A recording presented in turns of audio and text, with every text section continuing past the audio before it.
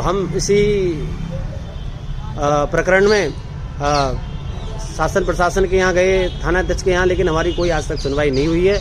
और जो है ये षड्यंत्रकारी बाबा की पहले चल संपत्ति को, करोड़ों रुपयों को का वहाँ से गमन किया गया है, और उसके बाद में अब बाबा की जो संपत्ति बची उसको भी एक खुर्द-बुर्द करने में और मालिकाना हक में एक झूठा दत्तक पुत्र बन करके इसलिए मोहनी सर ने मुकदमा डाला है, जो संतों की संपत्ति को हड़पने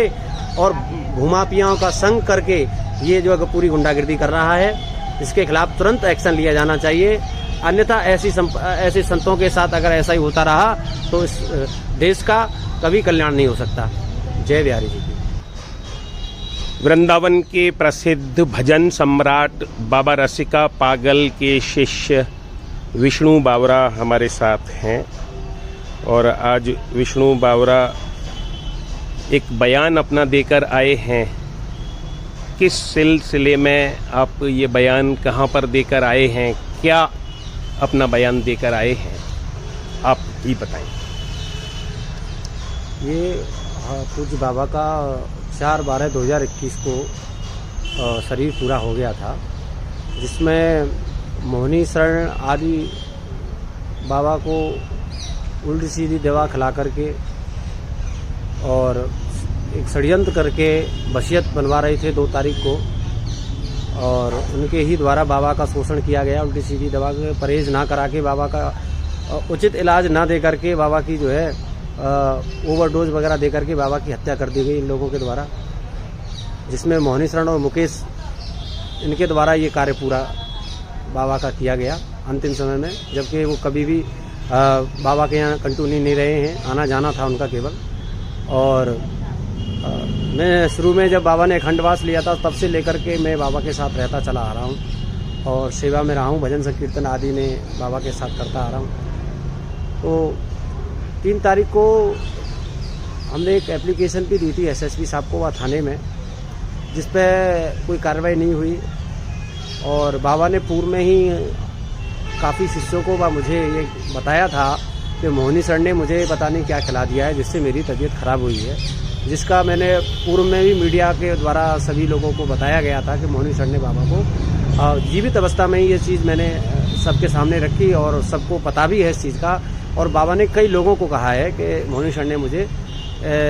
पता नहीं क्या खिलाया, ये सेवा नहीं कर रहा, ये तो संपत्ति के पीछे लगा हुआ है। और रात्रि को 12 बजे मुझे फ़ोन करके बाबा ने बुलाया था, करीब जब शरीर हुआ उससे 4 दिन पहले की बात है। वह सारी जानकारी मेरे द्वारा बाबा की ली जा रही थी, और बाबा सारी जानकारी मुझे बता रहे थे, विष्णु मैं 3 दिन से भूखा पड़ा हुआ हूँ ना, ये उल्टी सीधी दवाई खिला देते हैं और मुझे जो है इनको तो संपत्ति से लालच है, बस इनको सेवा से कोई मतलब नहीं है, ये सेवा नहीं कर रहे हैं, मैं तुम्हारी कुटिया पे चलूँगा। मैंने कहा बाबा आप यहीं हॉस्पिटल में रह के इलाज कराओ और आप सही हो जाओगे। कि नहीं मुझे ले चलो कुटिया पे ताला लगाओ, ये जो है पता नहीं क्या कर रहे हैं और जो है इस तरीक़ा से ये मेरी हत्या करना चाहता है मोहनी शरण। इस प्रकार से बाबा ने मुझे ही नहीं बल्कि काफ़ी लोगों को जो बाबा के यहाँ आने जाने सभी से ये कहा है, लेकिन उसी के बाद में इन्होंने षड्यंत्र करके बाबा को बेहोशी हालत में करके वसीयत कराने की वो कोशिश की गई, जिसमें जो है रजिस्ट्रार साहब खुद आए थे और उनके द्वारा ये वसीयत हो रही थी, जिसमें हम लोग पहुँचे और भी काफ़ी लोग हो गए उस वसीयत को हमारे द्वारा। और जब सारी जानकारी हमें मिली तो 5 लोगों के नाम वसीयत होती थी, उसको रोका गया। और उसके पश्चात जो है जब ये नहीं माने तो इन्होंने 2 तारीख को हमने बाबा को भर्ती करा दिया हॉस्पिटल में। उसके बाद 3 तारीख को फिर ये छुट्टी करा के ले आए, जबकि बाबा को इलाज की आवश्यकता थी क्योंकि बाबा की गंभीर हालत थी। तो 3 तारीख को छुट्टी करा के फिर हॉस्पिटल से कुटिया में ले आए, जिसमें बाबा से प्रेशर बनाने लगे कि विष्णु नहीं आना चाहिए, ऐसे ऐसे करके बाबा ने इनको तमाम गालियाँ दी। डाले मुझे मेरे तो जान की पड़ रही है, तो मैं अपने मेरे माल की पड़ रही है, ऐसे करके बाबा ने कई मोहनी शरण आदि को गालियाँ दी। और उसके बाद भी ये आदत से नहीं मजबूर हो रहे थे, ये सीधा संपत्ति के लालच में लगे हुए थे। मोहनी शरण भी प्रयास कर रहा था अलग से वसीयत कराने का, जिसमें जो है ऐसा जो है षड्यंत्र ये कर रहे थे। तो 4 तारीख को इन्होंने जब इनकी वसीयत नहीं हुई तो 4 तारीख को अपने द्वारा इनके द्वारा मीडिया बुलाई गई और मीडिया में बाबा को गुमराह करके गलत कटिंग उसमें एडिटिंग करके बाबा की जो पूरी बात ना बता करके एक मोहनी शरण विशेष है ऐसे कि उसको जो है रिकॉर्ड करा करके बाबा से मतलब एक गुमराह करके बाबा को झूठी बात बता करके कि बाबा हमको मार रहे हैं, ये ऐसी कहानी बना करके बाबा को दहशत दे करके इन्होंने एक वीडियोग्राफी कर ली बाबा को गुमराह करके, और उस वीडियो के द्वारा इन्होंने मीडिया पर चलवा दी गलत अफवाह बना करके, जबकि ऐसा बाबा ने कुछ नहीं कहा था। बाबा के सब थे और ट्रस्ट के लिए बाबा ने कहा था, ना कि वसीयत के लिए, जिसमें सभी लोग हमारे जो प्रमुख लोग हैं जैसे चित्र विचित्र सबके लिए ही ये कहा था कि इसमें वसीयत बने। लेकिन इनके द्वारा मोहनी शरण केवल अकेला ही महंत बनना चाहता था और ऐसा उसकी रुझान था, और उसमें सपोर्ट करने वाले ये 4 लोग थे और इनकी नीयत सब उसी पैसे पे थी। तो इस प्रकार जो है इन्होंने ये षड्यंत्र रचा और 4 तारीख को मीडिया के बाद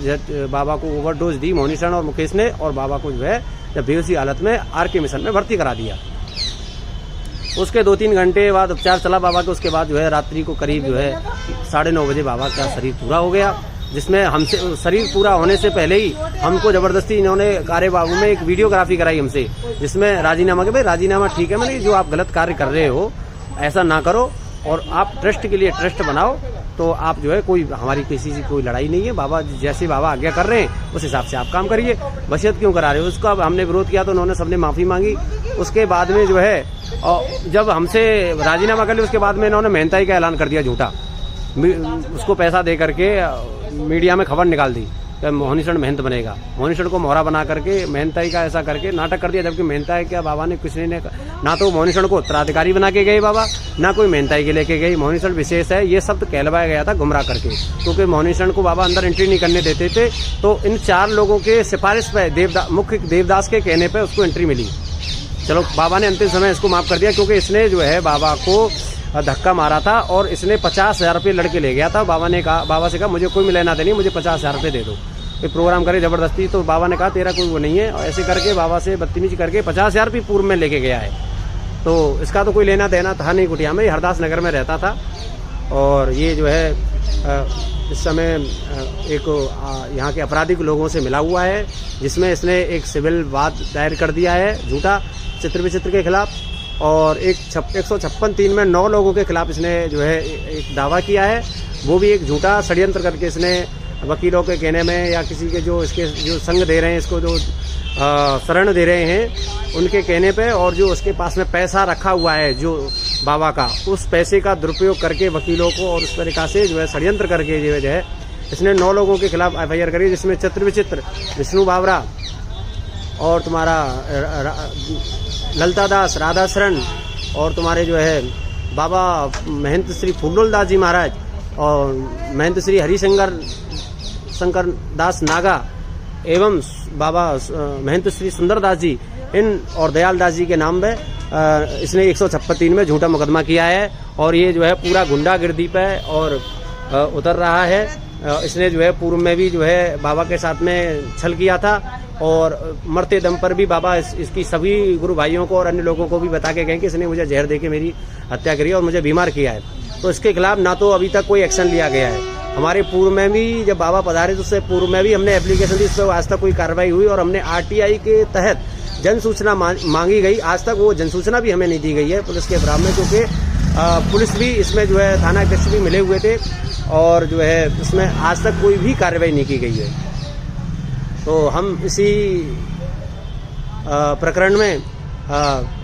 शासन प्रशासन के यहाँ गए, थाना अध्यक्ष के यहाँ, लेकिन हमारी कोई आज तक सुनवाई नहीं हुई है।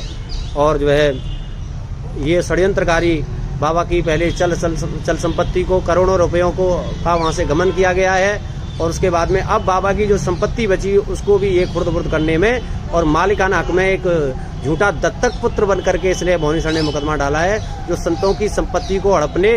और भूमाफियाओं का संग करके ये जो है पूरी गुंडागिर्दी कर रहा है। इसके खिलाफ तुरंत एक्शन लिया जाना चाहिए, अन्यथा ऐसे संतों के साथ अगर ऐसा ही होता रहा तो इस देश का कभी कल्याण नहीं हो सकता। जय बिहारी जी की।